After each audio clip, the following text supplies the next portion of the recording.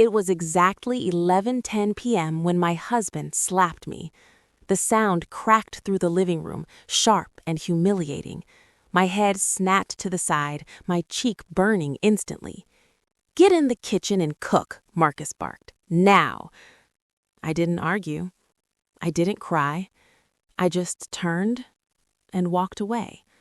Because tonight, everything was going according to plan. 20 minutes earlier, I had just pulled into the driveway, completely exhausted.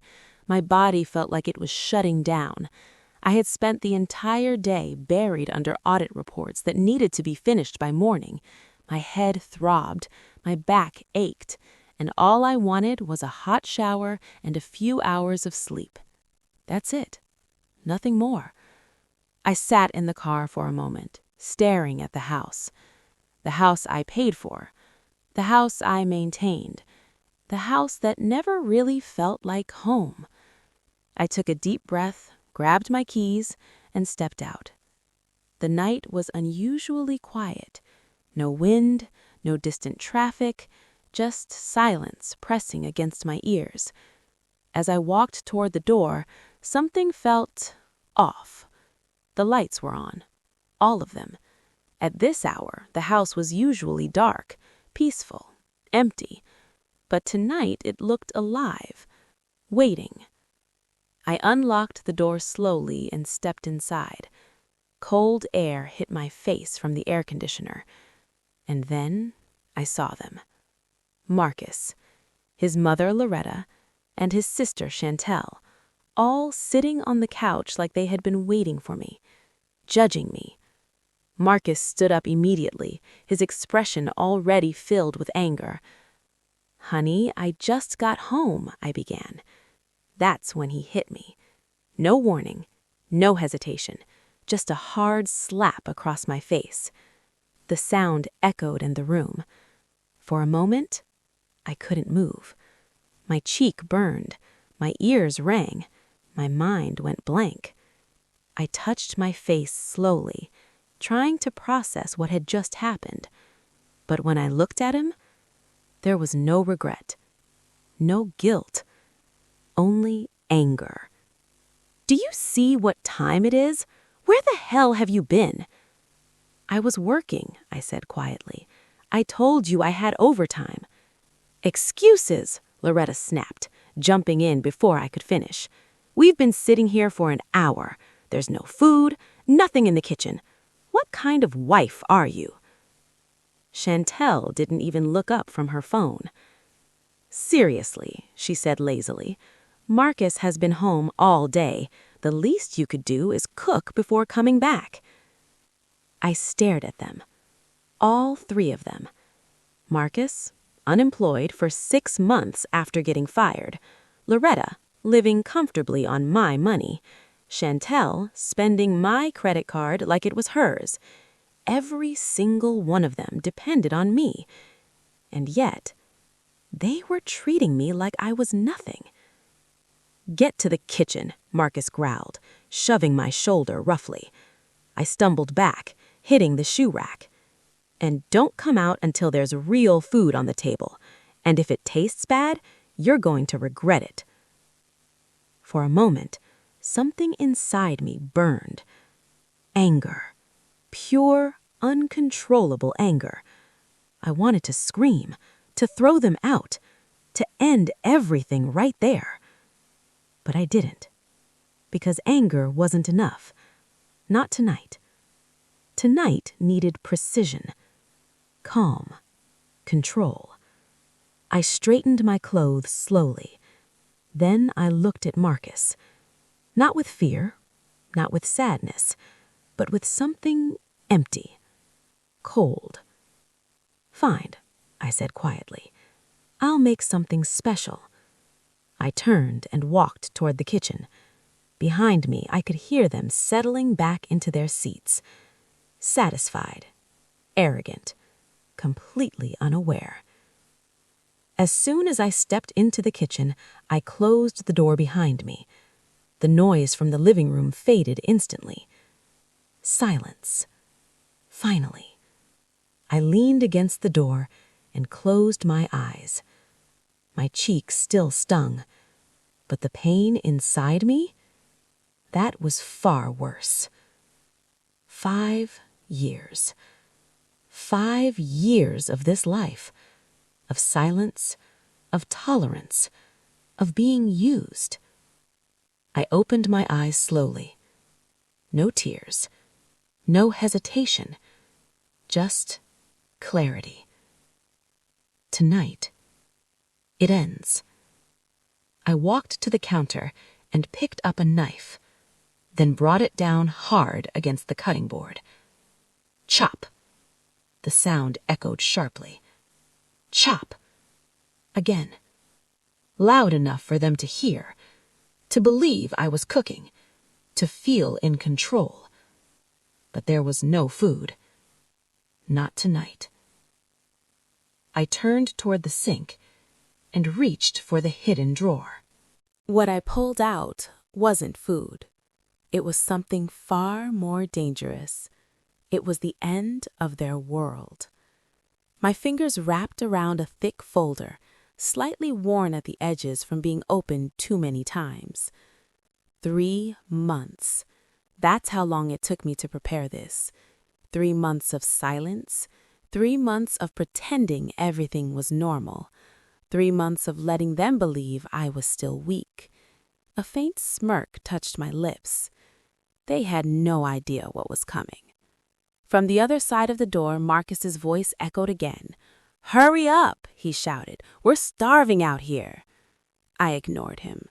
For the first time in years, I truly ignored him. I placed the folder on the counter and opened it slowly. The first document stared back at me. The house deed. I slid it out carefully, my fingers tracing the clean official lines. This house, every wall, every tile, every single inch of it, belonged to me. It always had. The only mistake I ever made was trusting Marcus enough to put his name on it. But that mistake, I had already fixed. Last month. Quietly, legally, permanently. I placed the deed in the center of the counter. Perfect. "Is she even cooking?" Chantel's voice came through faintly. "I don't hear anything." I smiled slightly. Right on cue. I grabbed the knife again and slammed it against the cutting board. Chop! A loud, sharp sound filled the kitchen. Chop! Again. Fake, but convincing. "Finally," Marcus muttered from outside. "About time." I stopped. Silence returned. Then I pulled out the second document, the divorce papers. Already signed, already prepared.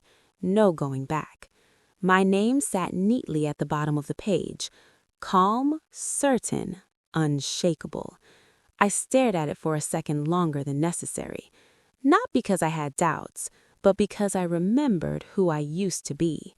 The woman who thought love meant sacrifice. The woman who thought patience would fix everything. The woman who kept forgiving. That woman, she was gone. I placed the divorce papers to the left. The third stack was heavier, much heavier. Bank statements. Dozens of pages, every transaction highlighted, every dollar tracked. Marcus's spending, Loretta's demands, Chantel's shopping addictions. Every cent they drained from me, every sacrifice I made while they lived like royalty. The total at the bottom was enough to change a life, and ironically, it had destroyed mine. Until now. A loud laugh burst from the living room. Loretta. "She's probably struggling to even boil water," she mocked. Chantel giggled. "Or crying in the kitchen like always." Marcus added coldly. "Good. Maybe she'll finally learn her place." My grip tightened slightly. Not from anger, but from control, because anger would have ruined everything. And I was too close now. Way too close. I stacked the bank statements neatly to the right, then stepped back and looked at the arrangement. Center, left, right.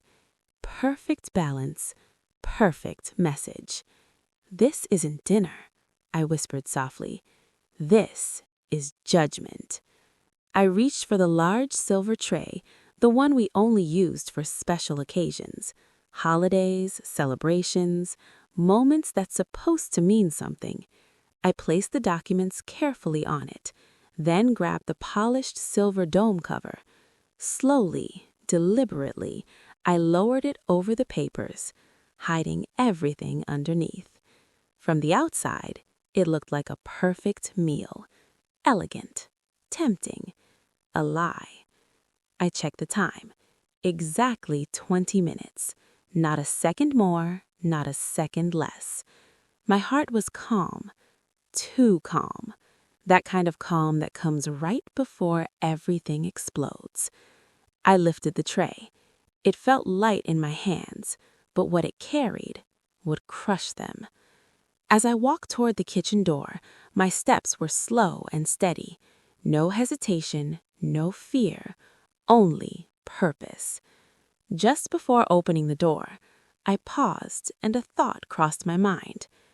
After this, there's no going back. A small smirk appeared on my lips. Good, I whispered. Then I opened the door. The dining room lights hit my eyes as I stepped out. All three of them were already sitting at the table, waiting, hungry, arrogant, completely unaware. Loretta leaned forward immediately. "Well, finally," she said with irritation. "What took you so long?" Marcus didn't even look at me properly. "You better not have messed this up," he said coldly. Chantel frowned slightly. "That's weird. I don't hear anything." I said nothing, not a single word. I walked forward slowly and placed the tray in the center of the table. The soft metallic sound echoed in the room. And suddenly, everything went quiet. I looked at each of them, one by one. Marcus, Loretta, Chantel, memorizing their faces, because in a few seconds, those expressions were going to shatter. "Go ahead," I said calmly, my voice cold, unfamiliar, dangerous. "Go ahead. This is the best meal I could prepare for you." Marcus smirked. "Finally," he muttered. He reached forward, grabbed the silver dome, and lifted it. The smirk on Marcus's face disappeared instantly. No steam, no smell, no food. Just paper. Neatly arranged documents sitting cold on the tray. For a second, no one spoke. It was like their brains refused to process what they were seeing. "What the hell is this?" Marcus snapped, his voice sharp with confusion. Loretta leaned forward, squinting. "Is this some kind of joke?" she said. "Where's the food?" Chantel finally put her phone down, frowning.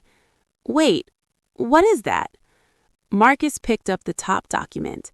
His eyes moved quickly at first, then slower, then they stopped. The color drained from his face. "What is this?" he muttered. "Read it," I said calmly. His fingers tightened around the paper. This isn't right," he stammered. "Why is your name the only one on the house deed?"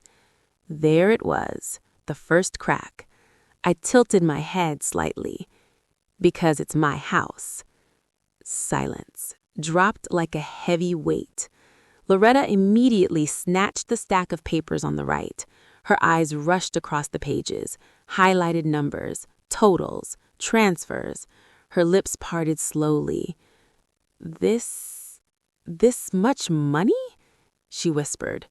"You spent all this on us?" I looked straight at her. "No," I said. "You took it." Chantel grabbed the papers on the left. Her eyes widened the moment she read the first line, then the second, then my signature at the bottom. "Marcus," she said, her voice shaking, "she's divorcing you." Everything exploded. Marcus slammed the deed onto the table so hard it scattered the rest of the papers. Divorce? You think you can just divorce me like this? Yes, I replied. The calm in my voice hit harder than his anger. And this deed? He shouted, waving it in the air. You removed my name? You think this is legal? It's already done. Finalized last month. For the first time, Marcus had nothing to say. Loretta stood up so fast her chair scraped loudly against the floor. This is nonsense, she screamed. This house belongs to my son. You're just his wife. I looked at her, slowly, coldly. I was his wife. The room went still again. That one sentence cut deeper than anything else. You ungrateful woman, she shrieked. After everything we've done for you? I laughed, soft, sharp. Everything you've done? I repeated. You mean living off me, draining my money, treating me like I'm nothing in my own house? Her face twisted with rage. Suddenly, Marcus pushed his chair back and stepped toward me. You think this is funny? He growled. You think you can humiliate me like this and walk away? He moved closer. Too close. The same look in his eyes, the same anger, the same intention. But this time, I didn't step back. I lifted my chin and looked him straight in the eyes. Go ahead, I said quietly. He froze. He froze. He wants to act like a man, I continued. Then do it. For a second, it looked like he actually might. His fists clenched, his jaw tightened, his breathing got heavier. Then I slowly raised my hand and pointed toward the corner of the room. Do it, but make sure you look up first. Marcus followed my finger, and that's when he saw it. The camera, a small red light blinking, recording everything. His entire body went stiff. The anger on his face cracked instantly, replaced by something else. Fear. I smiled. Not warmly, not kindly, cold, precise. You already gave me one perfect piece of evidence tonight. One more, and everything goes straight to my lawyer. Marcus took a step back, then another, like he had just walked into a trap he couldn't escape. Loretta looked between us, confused. What is she talking about? She demanded. I didn't even look at her. Get out, I said. Silence. Then Loretta laughed, loud, hysterical. You think you can throw us out? She snapped. We live here. No, I said, finally turning toward her. You don't. Chantel's voice came out weaker this time. What do you mean? I reached into my pocket and pulled out my phone, calm, unshaken. I packed your things, I said. Marcus frowned. What? I pointed toward the hallway. 3 bags. Everything you own is inside. Silence again, but this time it felt different, heavier, darker, real. You're serious, Marcus whispered. I looked at him one last time. No anger, no emotion, nothing. 10 seconds. For a moment, no one moved. It was like the words didn't register, like their minds refused to accept what was happening. Then Marcus laughed, short, sharp, disbelieving. You've lost your mind, he said. You think I'm leaving my own house because of some papers? I didn't respond. I just looked at him. Then I lifted my phone slightly. 1, I said. The number cut through the air like a blade. Marcus's smile faltered. 2. Loretta stepped forward, her voice rising. Stop this nonsense right now, she snapped. Put the phone down. 3. Chantel looked between us, panic slowly creeping onto her face. Marcus, she whispered. I think she's serious. 4. Marcus clenched his fists again, but this time he didn't move closer. He kept his distance. His eyes flickered once, toward the camera. 5. The silence grew heavier, the kind that suffocates. 6. I tilted my head slightly, still calm, still steady, still in control. 7. Fine, Marcus snapped suddenly. Stop counting. But I didn't. 8. All right, he shouted. We'll go. Just stop this. I lowered my hand slightly, but I didn't smile. I didn't relax, because this wasn't over yet. Then move, I said. No one spoke. No one argued. Not anymore. Marcus turned abruptly and stormed toward the hallway. Chantel followed quickly, her breathing uneven. Loretta stood frozen for a second, like her pride was fighting her reality. Then finally, she turned too. I stayed exactly where I was, arms crossed, watching. A few seconds later, the sound of plastic dragging across the floor echoed through the house. Then they appeared again, each of them holding a large black garbage bag, stuffed, messy, heavy. Chantel dropped hers near the door and immediately opened it. Clothes spilled out, wrinkled dresses, shoes without boxes, makeup scattered like trash. "What is this?" she cried. "You packed my things like garbage?" I looked at her, unmoved. "That's what it is," I said. Her face twisted with shock, then anger, then helplessness. Loretta opened her bag next. Her hands trembled as she pulled out her belongings, everything crammed together, carelessly, disrespectfully. "You dare treat me like this," she whispered, her voice shaking. I stepped forward slightly. "You've been treating me worse for 5 years." She had no answer. Marcus didn't even open his bag. He just stood there, breathing heavily, his grip tight on the plastic. "You're making a mistake," he said, his voice low now. "A big one." I didn't even blink. "No," I said. "I'm fixing one." That hit him harder than anything else. For a second, he tried to say something, anything, to regain control, to dominate the situation again. But he couldn't, because for the first time, he had none. I walked to the door and unlocked it. The sound of the lock clicking echoed loudly. Final, decisive. When I pulled the door open, a cold gust of wind rushed inside. The night outside was dark, heavy, unforgiving. "Leave," I said. No shouting, no emotion, just a command.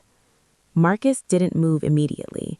He looked at me, really looked at me, as if trying to find the woman he used to control, the one who stayed silent, the one who obeyed. But she wasn't there anymore. "You'll regret this," he muttered. I stepped aside from the doorway. "Go," I said. Chantel was the first to move. She grabbed her bag quickly and walked out. Her steps rushed, almost desperate. Loretta followed slower, her pride barely holding together as she stepped into the cold night. Marcus was the last one. He stood there for a moment longer. Then finally, he walked out too. As soon as his foot crossed the threshold, I slammed the door shut. The sound echoed through the house like the end of something permanent. A second later, bang! His fist hit the door from the outside. "Keisha, open this door!" he shouted. I didn't move. Another bang, louder. "Don't do this! You can't just throw us out like this!" I calmly slid the lock back into place, then added the chain. Outside, his voice grew louder, angrier, desperate. Inside, there was only silence. I turned slowly and leaned my back against the door. My eyes closed for a moment.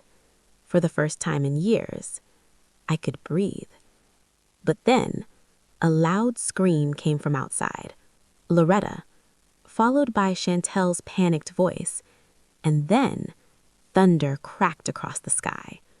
Rain began to pour. I opened my eyes slowly, a faint smile forming on my lips. Perfect timing. The rain came down harder within seconds. Not gentle, not slow. It poured like the sky itself had decided to wash everything away. From behind the door, their voices grew louder. "Marcus, do something," Chantel screamed. "I'm getting soaked," Loretta cried out. Another loud bang hit the door. "Keisha, open it right now," Marcus shouted, his voice cracking between anger and desperation. I didn't move. Instead, I walked toward the window. Slowly, calmly. I pulled the curtain aside just enough to see outside. The scene was almost surreal. Marcus stood in the rain, completely drenched, still pounding on the door like it would magically open if he hit it hard enough. Chantel struggled with her bag, trying to keep it from getting soaked, her hair already sticking to her face. Loretta stood frozen, her expensive clothes clinging to her body, her makeup running down her cheeks. For a moment, they looked exactly like what they had turned me into for years. Miserable, helpless, ignored. "Keisha," Marcus shouted again, "stop this nonsense. Open the door." I let the curtain fall back into place. Silence wrapped around me again. Warm, peaceful, safe. Then came the shouting, not at me, at each other.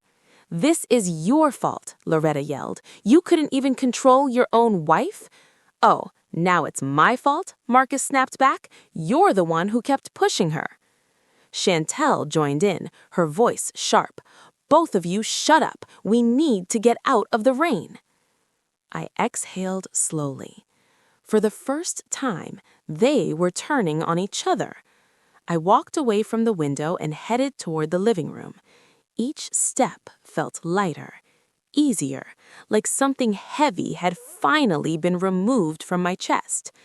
Another loud knock echoed behind me, then another, then silence. Minutes passed, then more. Curiosity pulled me back to the window. This time, the porch was empty. They were gone. A strange feeling settled in my chest.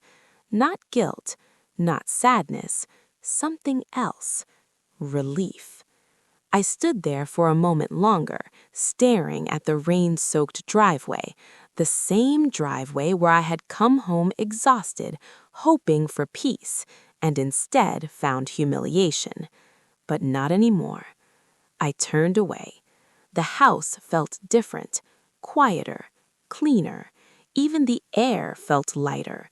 No shouting, no complaints, no tension hanging in the walls. Just silence. I walked into the kitchen. The knife still sat on the counter, the cutting board untouched. No food, no mess. A small laugh escaped my lips. "All that drama over dinner," I murmured. I grabbed a glass of water and leaned against the counter. For a second, I just stood there, doing nothing. And somehow, that felt like everything. Then, my phone buzzed. I looked down. Marcus, of course. The call rang once, twice, 3 times. I let it ring. Then it stopped. A message came through immediately after. "Marcus, open the door. This isn't funny anymore." Another message. "Marcus, it's raining. Mom isn't well." Then another. "Marcus, we can talk about this." I stared at the screen, expressionless, then typed back, "Me, there's nothing left to talk about." 3 dots appeared instantly, then disappeared, then appeared again. Finally, another message. "Marcus, you're going too far." I looked at those words for a long moment. Too far? A quiet laugh escaped me. 5 years. 5 years of disrespect. 5 years of being used. 5 years of silence? And this was too far? I didn't reply. Instead, I blocked the number. Just like that. The phone went silent again, completely silent. I placed it on the counter and looked around the kitchen. Everything was still. Everything was mine. But then, a thought crossed my mind. Where did they go? It didn't matter. Not really. But still, something told me this wasn't the end. Not for them. Because people like Marcus don't fall quietly. They break, they drag, they destroy until there's nothing left. I took a slow sip of water. Let's see how long you last. Outside, the storm only got worse. Marcus didn't realize it yet, but the worst part of his downfall wasn't losing the house. It was what was about to happen next. The sun had fully risen, but there was no warmth in it for them. Marcus sat on the edge of the park bench, elbows on his knees, staring at the ground like a broken man. His clothes were stiff from dried rainwater, his throat felt like sandpaper, and his stomach twisted so violently it made him nauseous. Across from him, Loretta looked 10 years older overnight. Her makeup had long washed away, revealing pale, sagging skin. Her lips were cracked, her hands trembled uncontrollably. "Marcus," she whispered weakly, "I need something, anything to eat." Her voice wasn't demanding anymore. It was desperate. Marcus clenched his fists. For the first time in years, he had nothing to offer. No money, no power, no control. Only failure. Chantel sat beside them, unusually quiet, scrolling through her phone with shaking fingers. Her battery was down to 9%. "I'm trying to book a ride. Maybe I can get us somewhere, a hotel or something." Marcus let out a bitter laugh. "With what money?" She ignored him and tapped the screen again. A few seconds passed. Then, transaction failed. Her face went blank. "No, no, no, no, no," she whispered, refreshing the app again. Same result. Her breathing quickened. "She blocked it. She blocked all the cards." Marcus didn't respond. Of course she did. Keisha hadn't just thrown them out. She had erased them. Minutes later, desperation turned into panic. Chantel started dialing numbers, friends, contacts, people she used to shop with, party with, laugh with. The first call? No answer. Second? Rejected. Third? It connected. "Sarah, thank God," Chantel said quickly. "Listen, I need a small favor. Just a little money." Static. "Oh, sorry, bad connection," the voice replied coldly. Click. The line went dead. Chantel stared at the phone like it had betrayed her. They hung up on me," she said, her voice cracking. Marcus didn't even look at her. Welcome to reality. Hours passed. No food, no help, no hope. The hunger became unbearable. Loretta groaned in pain, clutching her stomach. "Marcus, I feel dizzy." He looked at her, helpless. For once, he couldn't fix anything, and that terrified him more than anything else. Finally, Marcus stood up. "I'm going to my office," he said suddenly. Chantel looked up. "What?" "I still have a job," he snapped. "I'll get in advance, borrow money, something." It was the only thread of hope he had left. If he could just reach his office, maybe, just maybe, he could fix this. The walk felt endless. 2 miles under the burning sun, with no food, no water, and a body that hadn't rested. Marcus stopped at a gas station bathroom halfway through. He splashed water on his face, trying to look human again. He wiped his muddy shoes with paper towels, fixed his hair, but nothing could hide the truth. He looked like a man who had lost everything. When he finally stepped into the office building, the air conditioning hit him like a shock. Cold, clean, familiar. For a brief moment, he felt safe again, like nothing had changed. But the looks he got from people said otherwise.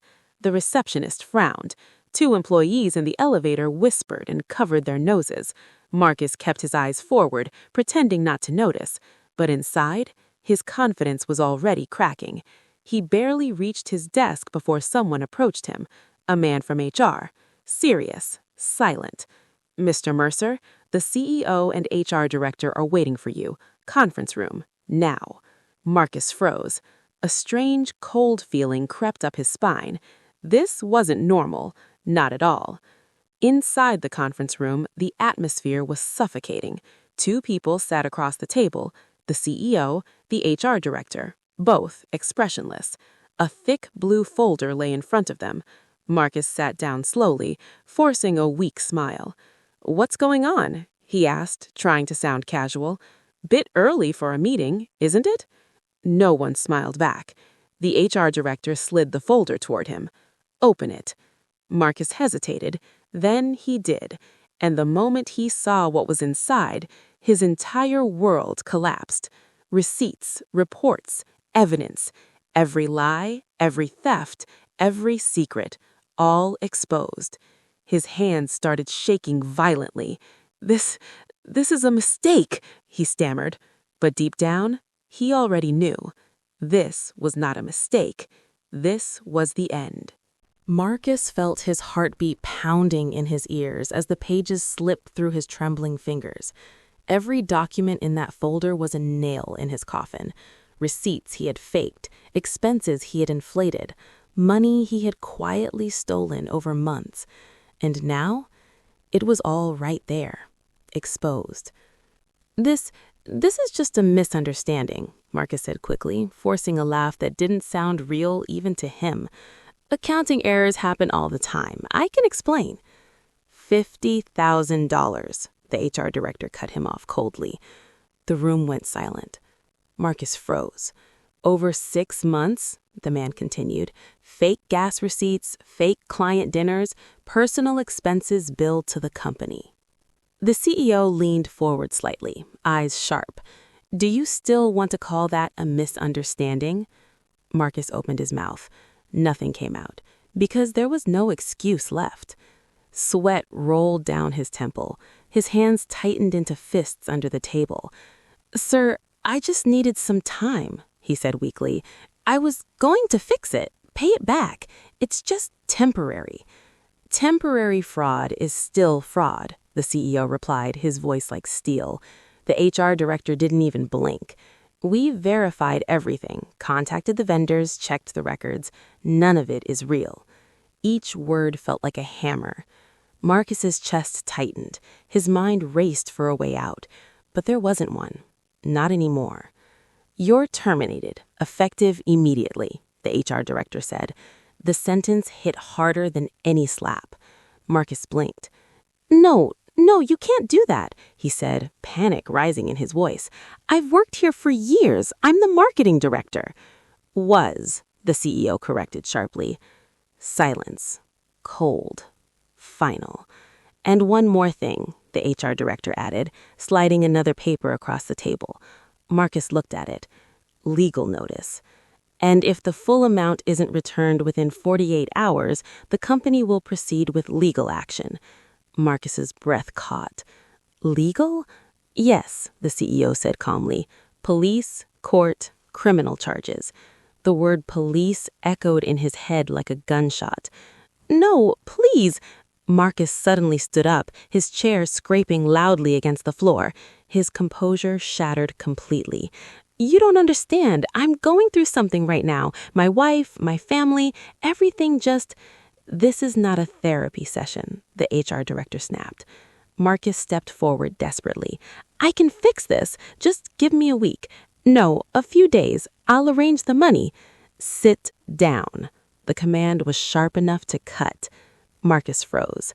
Then, slowly, he sank back into his chair, defeated. It was over. And for the first time, Marcus realized something terrifying. Keisha wasn't there anymore. There was no one left to cover his mistakes, no one left to fix his mess, no one left to save him. "Security will escort you out," the HR director said, already closing the file as if Marcus no longer mattered. Just like that, years of his life, gone, reduced to nothing. 2 large security guards entered the room moments later. Marcus didn't resist. He couldn't. He felt hollow, like everything inside him had been ripped out. As they walked him through the office floor, whispers spread instantly. "What happened? Isn't that Marcus? He got fired. I heard it's something serious." Every step felt heavier. Every stare burned. People he once looked down on were now looking at him with disgust. Some even smirked. At his desk, they handed him a small cardboard box. "Pack your things." Marcus stared at it. That's all that was left of his career. A box.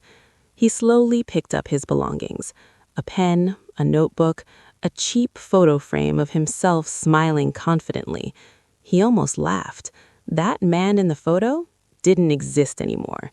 Minutes later, Marcus walked out of the building, fired, exposed, humiliated, holding a cardboard box like a symbol of his failure.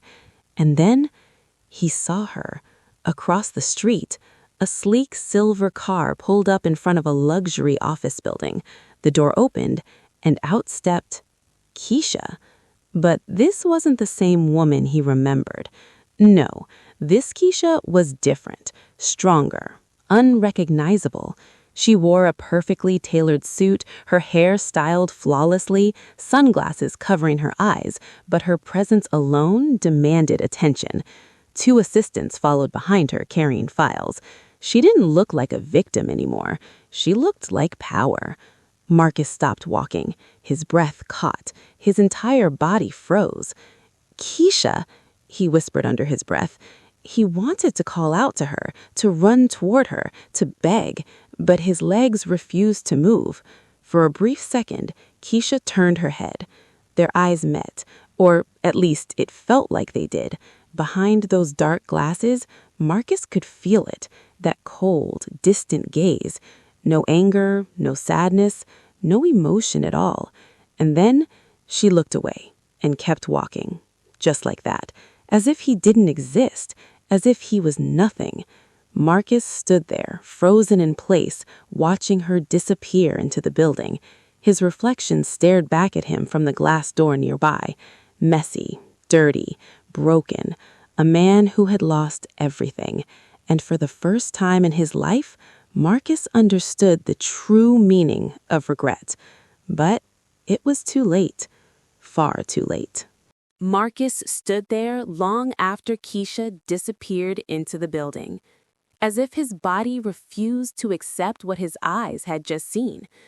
That woman, that powerful, untouchable woman, was the same person he had slapped just last night. A sharp gust of wind snapped him back to reality. The cardboard box in his hands nearly slipped. His stomach growled violently, and suddenly the truth hit him harder than ever before. He had nowhere to go. The walk back to the park felt longer than before. Every step dragged, every thought heavier. What would he even say? How do you tell your family that you've lost everything again? When Marcus finally reached the park, the scene waiting for him made his chest tighten. Loretta and Chantel were still there, but they looked worse, much worse. Loretta was hunched over, her hands shaking uncontrollably. Her breathing was uneven, like every inhale cost her effort. Chantel sat beside her, fanning herself with a piece of cardboard, irritation written all over her face. The moment they saw Marcus, they stood up. Hope lit up their eyes. "Did you get money?" "Food?" Loretta added weakly. Marcus didn't answer. He just dropped the cardboard box to the ground. Thud. That sound said everything. The hope in their eyes shattered instantly. "What is this?" Chantel asked slowly. Marcus still didn't look at them. "I got fired." Silence. Heavy, crushing silence. Then, everything exploded. "You what?" Chantel screamed. Loretta staggered back as if she had been physically hit. "Fired?" she repeated, her voice rising. "How? Why?" Marcus ran a hand through his hair, frustration boiling inside him. They found everything. The reports, the money, all of it. Chantel stared at him in disbelief. "You mean you got caught stealing?" Don't say it like that, Marcus shouted back. But that's what it is, she yelled. You idiot! Loretta suddenly lashed out at Marcus, hitting him weakly on the arm. This is your fault. You've ruined us, ruined us. Marcus grabbed her wrist, his patience gone. Ruined us? He snapped. You think this is just me? Who do you think I was spending that money on? The words hung in the air like a bomb. Chantel went silent. Loretta froze. Marcus stepped closer, anger spilling out after years of being buried. Your shopping sprees, your stupid parties, your endless demands, he shouted. Do you think all of that was free? You were the provider, Loretta shot back. I was trying. For a moment, no one spoke. The illusion of their perfect family finally shattered completely. There was no love, no loyalty, only blame. Chantel scoffed, crossing her arms. So what now? She said coldly. We sit here and starve? Marcus clenched his jaw. No, he said after a moment. Then slowly, he reached up to his wrist and removed his watch. It was expensive, one of the few things he still had left.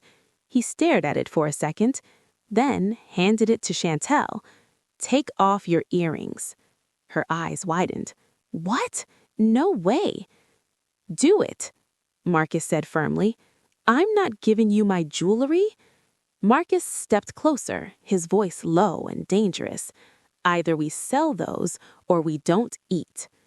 Chantel hesitated, then looked at Loretta. Loretta gave a small nod.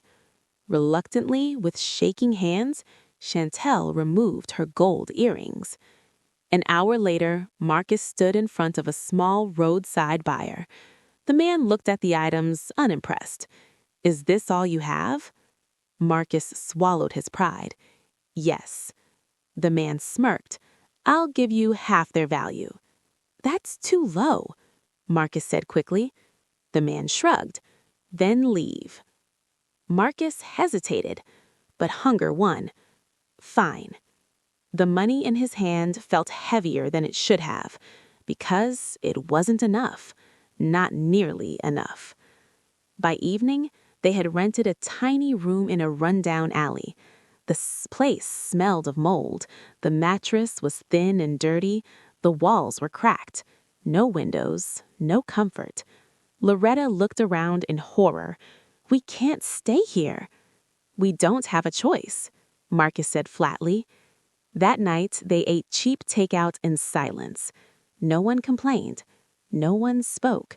Because deep down, they all knew this was just the beginning of their suffering, and things were about to get even worse. Much worse. That night, while Marcus and Loretta slept like the dead, someone else stayed awake. Chantel. Her eyes were wide open, staring at the cracked ceiling above. The slow rashania of the dusty fan made a faint ticking sound. Tick, tick, tick. It felt louder with every passing second. She turned her head slightly, looked at Marcus, then at Loretta, both of them snoring, careless, useless. Her face hardened. This is my life now, she thought. A dirty room, no money, no future. Her fingers slowly tightened around her bag. No, she refused to accept this. I deserved better than this, she whispered under her breath. Her mind started racing, fast, sharp, dangerous. There was still money, not much, but enough, under Marcus's pillow. Her eyes shifted toward him again. He was lying on his side, one arm under the pillow, breathing heavily, exhausted, defenseless. Chantel slowly sat up, carefully, silently. Every small movement felt loud in that tiny room, even her breathing. She waited. Marcus didn't move. Good. Slowly, she leaned forward, her hand trembling slightly as it moved toward the pillow. Just take it and leave, she whispered to herself. Her fingers slipped under the pillow, searching, feeling. Then She felt it. The envelope. Her heartbeat skyrocketed. She gently pulled it out, inch by inch, holding her breath. Marcus shifted. Chantel froze, completely still. Seconds passed. Long, painful seconds. But Marcus only turned slightly and continued sleeping. Relief flooded her body. She pulled the envelope out completely, clutched it tightly, then quickly stood up. Now came the hardest part, leaving. She looked at Loretta, her mother, the woman who had always spoiled her, protected her, defended her. For a split second, guilt flickered in her eyes. Then it disappeared. If I stay, I sink with them. That thought was enough. Chantel grabbed her bag, moved toward the door. Slowly, carefully. Her hand reached the handle. She paused, just for a moment. Then she opened it. The door creaked slightly. She froze again. Marcus stirred, mumbled something, then went quiet. Chantel didn't wait any more. She slipped outside, closed the door behind her, and disappeared into the darkness. Gone. Forever. Morning came fast. Too fast. Marcus woke up with a headache, his body stiff, his mouth dry.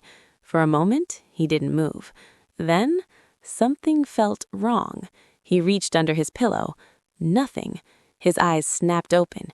He searched again, faster this time, panic rising. Nothing. "The money," he whispered. Then he turned. Chantel's spot. Empty. Her bag. Gone. Reality hit him like a truck. "Chantel!" he shouted, jumping to his feet. Loretta woke up with a gasp. "What happened?" "She's gone," he yelled. "She took the money." Silence. Loretta stared at him, confused. No, she wouldn't do that," she said quickly. "My daughter isn't like that." Marcus laughed, but it wasn't normal laughter. It was broken. "Look around," he snapped. "She's gone." Loretta's eyes slowly moved across the room. The empty space, the missing bag, the truth. Her face collapsed. "No," she whispered. Then suddenly, she broke down. Loud, uncontrollable sobbing. "My daughter! My own daughter!" she cried. Marcus clenched his fists. Rage exploded inside him. He punched the wall, hard. Pain shot through his hand, but he didn't care. "She stole from us," he shouted, "from her own family." The irony was suffocating, because for years, they had done the exact same thing. But now, they were the victims, and it hurt, badly. A loud knock suddenly hit the door. "Open up," a rough voice shouted. Marcus froze. Loretta's crying stopped instantly. Another knock, louder this time. "Pay the rest or get out." Marcus's heart dropped. The landlord. He slowly walked to the door, opened it slightly. The man standing outside looked furious. "Where's the money?" he demanded. Marcus swallowed. It was stolen.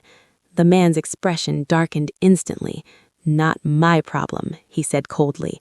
Then he pushed the door open fully. "Get out." And just like that, they lost everything. Again. "Get out." The word echoed in Marcus's head like a final verdict. "Please, just give us a little time," Marcus said quickly, stepping forward. "We'll pay you back, I swear." "I said out," the landlord snapped, his voice louder this time. Before Marcus could react, the man grabbed the door and threw it open completely. "Take your junk and leave, now." Loretta clutched Marcus's arm, panic flooding her face. "Marcus, where will we go?" she whispered. Marcus didn't answer, because for the first time in his life, he had no answer. Within minutes, they were back on the street. No room, no money, no food, no plan. Just like that, everything was gone. The sun was high now, burning, unforgiving. Marcus walked slowly, supporting Loretta as she struggled beside him. Her steps were weak, unstable, her breathing uneven. I I can't, she murmured. Marcus tightened his grip. You have to, he said through clenched teeth, but even he knew she wasn't going to last long like this. They walked aimlessly, no direction, no destination. People passed by them without a second glance. Some looked, then looked away. To them, Marcus and Loretta were just another pair of beggars, invisible. Hours passed. The hunger returned, stronger, sharper. Marcus's stomach twisted painfully. His vision blurred slightly, but he kept walking, because stopping meant accepting reality, and he wasn't ready for that. Suddenly, a thought hit him. The house. Keisha's house. His old house. Maybe, just maybe, she might forgive us, Marcus said suddenly. Loretta looked up at him, hope flickering weakly in her eyes. You think so? Marcus nodded, though even he didn't fully believe it. She's not heartless, he said. She won't let us die like this. Deep down, he knew he was lying, but it was the only hope he had left. So they turned back. The walk felt even longer this time, their bodies weaker, their steps slower. By the time they reached the gated community, the sun was already starting to set. The security guard at the entrance recognized them immediately. His expression changed, from neutral to cold. You can't enter, he said firmly. Marcus stepped forward. Please, I just need to see my wife, just for a minute. The guard shook his head. She gave strict instructions. Marcus's heart sank. No entry. Loretta stepped forward, her voice trembling. Please, we have nowhere else to go. For a moment, the guard hesitated, then sighed. You can stand outside, but don't cause trouble. It was enough. Marcus and Loretta moved to the side of the road. From there, they could see the house. But something felt wrong. Too quiet, too still, no lights, no movement. Marcus frowned. Then he saw it. A large yellow board hanging on the gate. Bold red letters. Sold. Marcus's breath stopped. No, he whispered. He stepped closer, as if getting nearer would somehow change what he was seeing. But it didn't. The house was gone. Not physically, but emotionally. Completely. Keisha had erased them, erased everything, erased him, everything. She sold it, Marcus said, his voice hollow. Loretta's legs gave out. She collapsed onto the ground. No, this was our home, she whispered. Marcus felt something inside him break, completely. This was it. No house, no family, no future. Nothing left. He dropped to his knees on the pavement, right there, in front of the house he once ruled like a king. And now, he was nothing, just a broken man, crying silently in the shadow of a life he destroyed.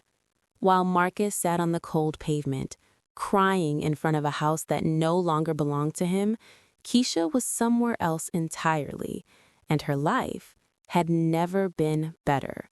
The very next morning after everything ended, Keisha didn't wake up to shouting.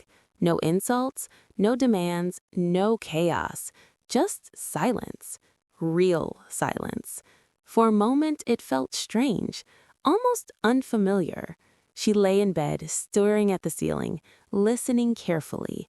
Nothing. No footsteps, no voices, no tension in the air. A slow breath escaped her lips. Peace. That's what it felt like. She sat up slowly, stretching her arms. Her body felt lighter, not because she had rested more, but because something heavy had finally been removed from her life. She walked into the living room, the same room where everything had exploded just hours ago. But now, it looked different. Cleaner, calmer, empty. No Marcus, no Loretta, no Chantel, just space. Keisha walked toward the window and pulled the curtain aside. The sunlight streamed in, filling the room with warmth. For years, she had come home to darkness, stress, fear. But today, it felt like a new beginning. She smiled faintly. "Finally," she whispered. But Keisha wasn't the type to sit and celebrate. No, she moved fast. That very same day, she called a cleaning company. Within hours, professionals arrived. They didn't just clean, they erased. Every corner of the house was scrubbed, every stain removed, every trace of Marcus and his family gone. The smell of cigarettes? Gone. The perfume that used to suffocate the air? Gone. The tension? Gone. Keisha stood in the middle of the house, watching it transform. It no longer felt like a prison. It felt like hers. But even then, she knew something. This house held too many memories, too much pain. Cleaning it wasn't enough. She needed a complete reset. So she made a decision. "I'm selling it," she said calmly. And just like that, she contacted a real estate agent. The process was fast, very fast. Within 2 weeks, the house was sold at a high price. Keisha didn't hesitate for a second. With that money and her own savings, she bought something new, a luxury penthouse, smaller but far more modern, high security, private, peaceful. From the 30th floor, she could see the entire city, lights stretching endlessly into the distance. It was beautiful. More importantly, it was hers. No parasites, no burdens, no past, just freedom. Her career? It skyrocketed. Without distractions, without stress, without emotional exhaustion, Keisha became unstoppable. The audit project she had been working on, a massive success. Her bosses were impressed. No, they were amazed. Within months, she was promoted. Senior partner, higher salary, company car, personal assistant. Everything she deserved finally came to her. Even her appearance changed. The tired woman who once walked into that house late at night was gone. In her place was someone radiant, confident, powerful. Her wardrobe changed. Elegant suits, stylish dresses, confidence in every step. People noticed. "You look different," her colleague said. "You look happier." Keisha didn't explain. She didn't need to, because the truth was simple. She had removed the poison from her life, and now she was healing. But healing didn't mean forgetting.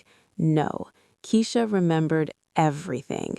Every insult, every demand, every slap. But instead of breaking her, it built her, stronger, sharper, unstoppable. For her, the divorce wasn't a loss. It was surgery, removing something toxic to save her life.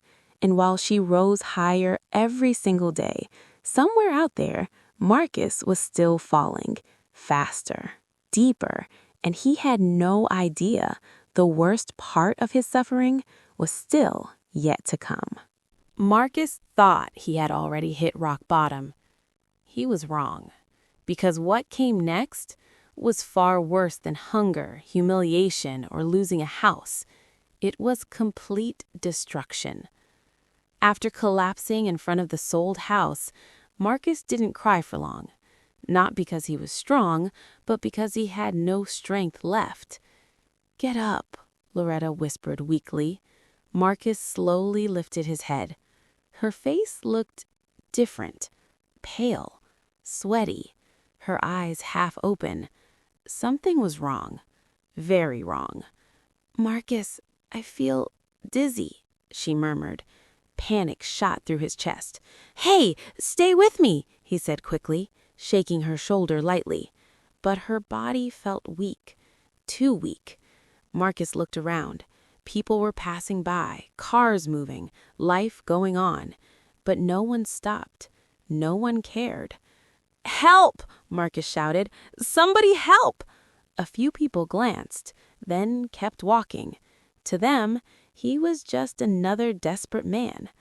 Marcus's breathing became heavy. His hands shook. He had nothing. No phone, no money, no way to call for help. And now, his mother might die right in front of him. "Please, don't leave me," he whispered. For the first time, real fear took over him. Not fear of losing money, not fear of shame, fear of being completely alone. After what felt like forever, a passerby finally stopped. "What happened?" the man asked. "My mother, she's sick. Please help us," Marcus said quickly. The man looked at Loretta, then at Marcus, then sighed. "I'll call an ambulance," he said. Marcus nodded rapidly. "Thank you! Thank you!" Minutes later, the ambulance arrived. Paramedics rushed in, checked Loretta. "She's weak, dehydrated, possibly malnourished," one of them said. Marcus felt a sharp pain in his chest hearing those words. Malnourished. Just days ago, they had everything. Now, they couldn't even afford food. "Are you coming with us?" a paramedic asked. Marcus froze. I don't have money," he said quietly. The paramedic looked at him seriously. "This is an emergency. Get in." Marcus didn't hesitate. He climbed into the ambulance. Inside, everything felt surreal. Machines, beeping sounds, strangers moving quickly. Loretta lay on the stretcher, barely conscious. Marcus sat beside her, holding her hand. For once, silent. At the hospital, reality hit again. Forms, questions, costs. "Do you have insurance?" the receptionist asked. Marcus shook his head slowly. "ID?" she asked. He froze. His wallet, still in the house. "I don't have it," he said quietly. The woman looked at him with suspicion. Marcus felt his dignity shatter again. After some delay, they admitted Loretta, but the looks he got? Cold, judging, like he didn't belong there. Hours passed. Marcus sat alone in the hallway, hungry, exhausted, broken. Every second felt heavy. Finally, a doctor approached him. "Are you the son?" he asked quickly. "Yes, how is she?" The doctor looked serious. "She's stable for now," he said. Marcus exhaled in relief. But then the doctor continued. "She needs proper care, medication, and monitoring." Marcus nodded quickly. "Okay, we'll do it." The doctor looked him straight in the eyes. "It's not free." Those 3 words hit harder than anything else. Marcus's face went blank. I'll arrange something," he said weakly. But deep down, he knew. He had nothing left. No money, no job, no support. Nothing. And for the first time, Marcus understood something brutal. This wasn't just a bad phase. This was punishment for everything he had done. And it wasn't over yet. Not even close. Marcus thought sitting outside the hospital with empty pockets was the lowest point of his life. He was wrong, because sometimes life doesn't break you all at once. It breaks you, piece by piece. The hospital hallway felt colder with every passing minute. Marcus sat on a hard plastic chair, elbows on his knees, staring at the floor. People walked past him. Doctors, nurses, families. Everyone had somewhere to go, someone to rely on, except him. His stomach twisted painfully. He hadn't eaten properly in over a day. His head felt light, but he didn't move, because if he moved, reality would follow him. After a while, a nurse approached him. "Sir," she said, "you need to arrange payment for the medication." Marcus looked up slowly. His eyes were red, tired, empty. "I don't have money right now," he said quietly. The nurse hesitated, then lowered her voice. "We can't continue treatment without it." The words felt like a knife. Marcus swallowed hard. "Please, just give me some time," he said. But even as he spoke, he knew time wasn't something he had anymore. He stood up, slowly, like every movement hurt. "I'll be back," he said. But where would he go? That was the real question. Marcus walked out of the hospital. The sunlight hit his eyes sharply. For a second, he just stood there, then started walking. No direction, no plan, just walking. His mind raced through options. Friends? No, they had already disappeared. Family? There was no one left. Loan? From who? Every door in his life was closed. Suddenly, he stopped. There was only one option left, one person. Keisha. His jaw tightened. His pride screamed at him to stop. But hunger, fear, desperation, they were louder. "I have no choice," he whispered. For the second time, Marcus decided to go back to her. But this time, not as a husband, as a beggar. Hours later, Marcus stood outside a tall glass building in the city center. He had asked around, followed information, watched from a distance. This was where she worked now. The building was massive, luxurious, filled with powerful people. Marcus looked down at himself. Dirty clothes, messy hair, broken shoes. He didn't belong here, but he stepped forward anyway. Inside, the air was cool, clean, almost suffocating. The receptionist looked at him with clear discomfort. "Can I help you?" she asked. "I'm here to see Keisha," he said. Her expression changed slightly. "Do you have an appointment?" Marcus hesitated. "No, but it's urgent." "I'm sorry," she said politely. "We can't continue treatment without—" Before she could finish, the elevator doors opened, and there she was, Keisha, walking out, confident, elegant, untouchable. Marcus froze. For a moment, he couldn't even breathe. She looked even stronger than before, more powerful, more distant. This wasn't the woman he used to control. This was someone else entirely. Marcus took a step forward. "Keisha." She stopped. Slowly, she turned. Their eyes met. This time, there was no glass, no distance, just reality. Marcus opened his mouth. His voice cracked. "Please, I need your help." His words felt heavy, humiliating, but he said them anyway.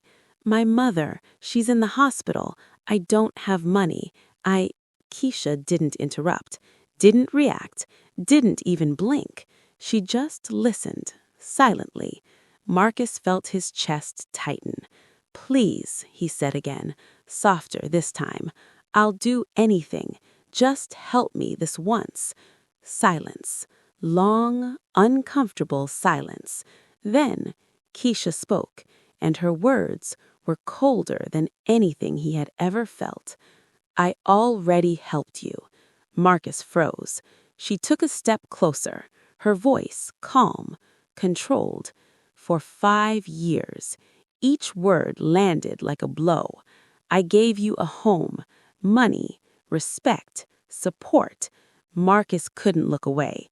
"And what did you give me?" she asked quietly. He had no answer, because they both knew the truth. Pain, abuse, disrespect. Keisha's eyes hardened slightly. "I don't owe you anything anymore." Marcus felt something inside him crack, completely. He said, "Please, one last time." Keisha looked at him for a moment, not with anger, not with hate, just nothing. Total emptiness. Then she turned around and walked away, without looking back, leaving Marcus standing there, alone, again. But this time, it hurt more than anything before, because this time, he knew there was no coming back. Marcus didn't follow her. He couldn't. His legs felt frozen, his chest tight, his mind empty. Keisha's words kept echoing in his head. "I don't owe you anything anymore." For the first time, he truly understood it was over, completely. Not just the marriage, not just the house, everything. Marcus slowly turned around.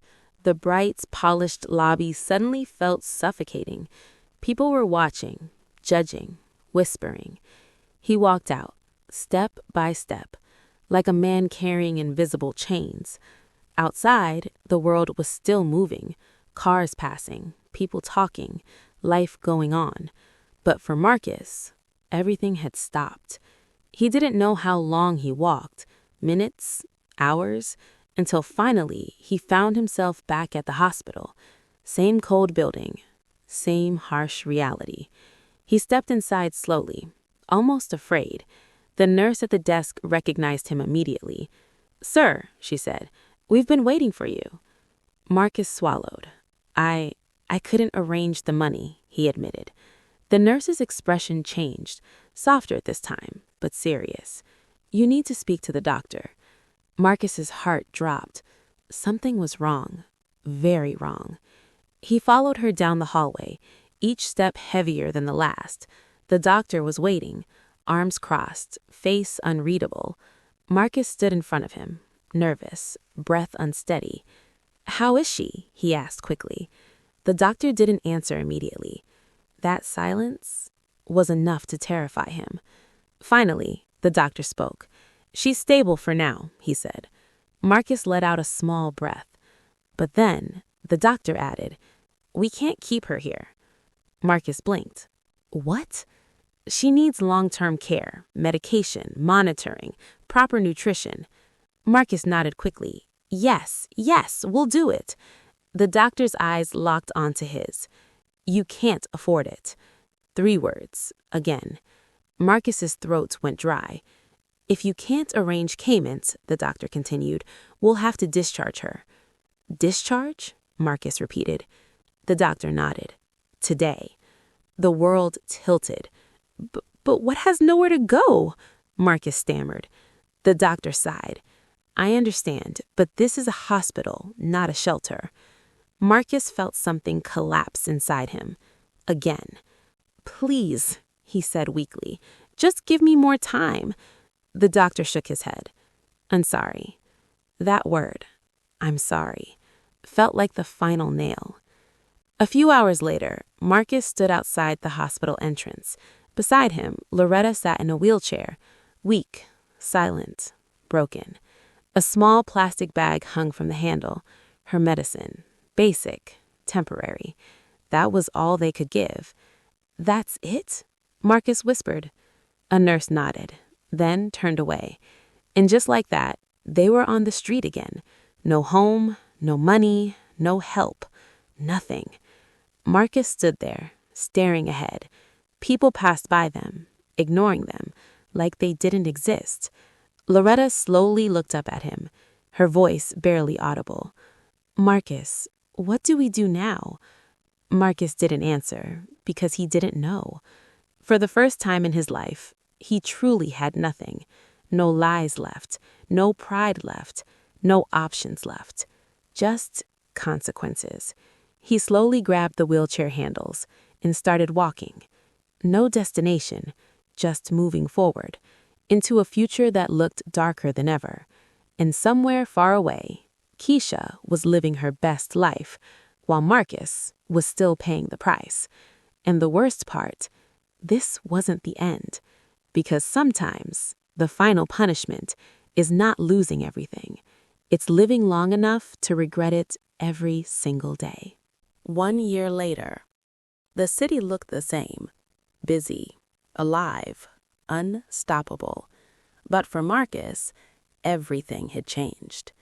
He stood on the side of a crowded street, clothes torn, face hollow, eyes lifeless.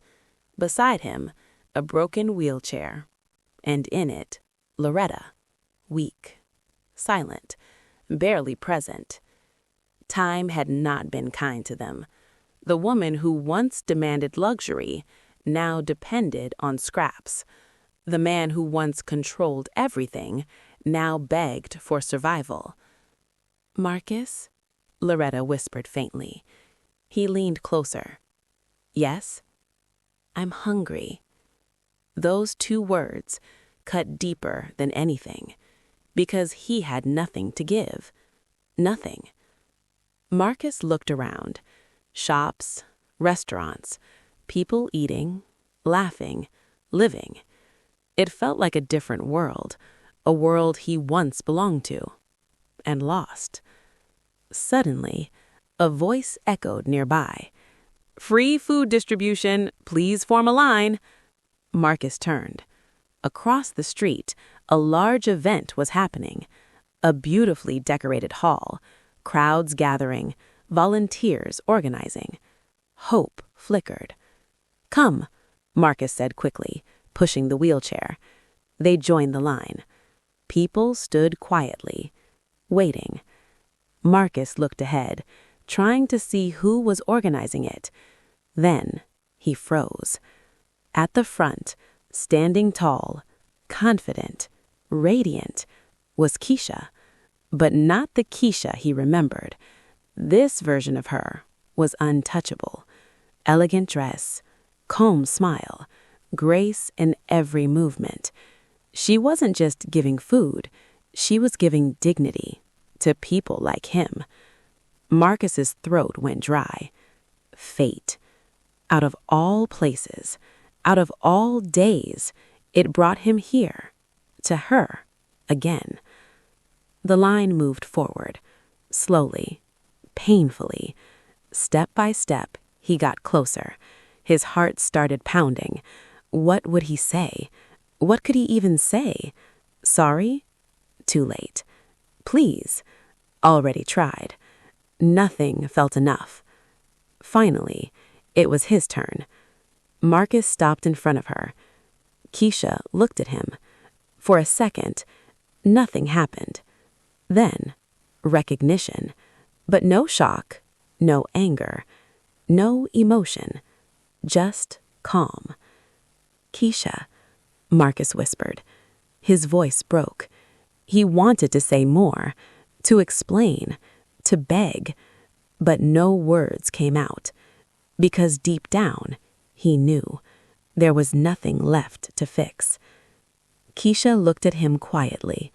Then she picked up a food package and an envelope, held them out to him. "Here," she said politely.